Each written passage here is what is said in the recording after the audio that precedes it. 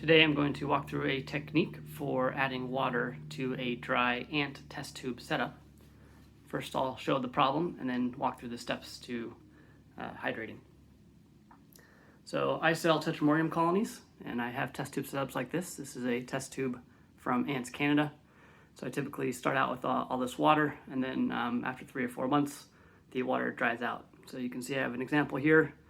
The cotton is now completely dry. I probably shouldn't have waited this long. And I'm going to add some water to it using this technique. So the first step is to order 4-inch long blunt needle syringes. So if you already have syringes like this, you can just buy the needles. If not, you can buy the needles and the syringes together. I purchased for $7 on Amazon these 6 syringes that came with the needles. Let's see if I can find an example here. So they're 4 inches long. These ones are blunt end, and I believe are 18 gauge. So after you receive your needles or syringes, next step is to add a few mils of water to the syringe. So I'll do that here from some bottled water.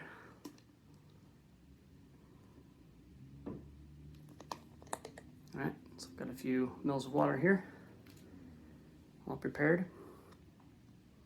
Now the advantage of doing these needles is you can put the needle in and keep the cotton stopper on the end. So I have a pretty active colony here, lots of little workers, and it's pretty hard to change their food out because they tend to run out the end. So what I do is kind of bring the stopper out and then sort of slip in the needle and then kind of push it back in a little bit.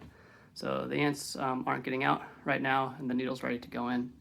Now on these Ants Canada tubes, I've found that they have a little lip right here on the inside, about halfway through, which is really frustrating because I can't actually push the blunt needle through because it gets stuck on that lip.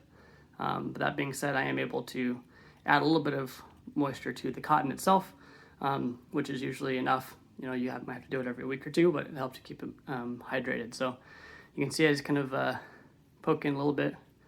I'm just using these motions to go up and down a little bit. Try not to upset the ants too much. And I don't expect to go all the way through.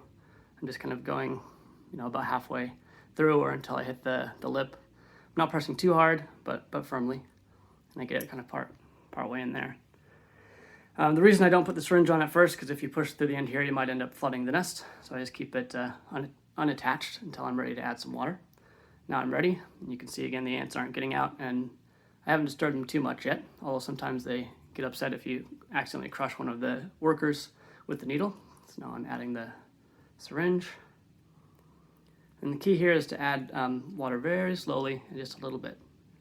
So I'm going to start pushing it in, and I'm watching to see the water go into the cotton.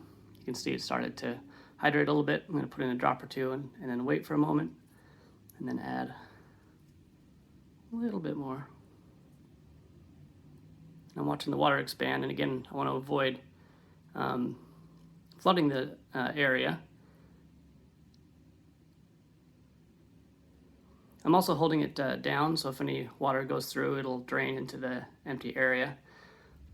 I'd like to, to get the water behind the cotton, but I haven't figured out a way to do that yet. So in the interim, I'm just adding a little bit of water at a time to get this cotton ball nice and damp. And that should, last me for a while. As long as the ants have a source of hydration, it'll be enough for the workers, the queen, and the brood. And I just want to be careful not to flood anything. Nice and slow. You can see I'm kind of watching the water come through there.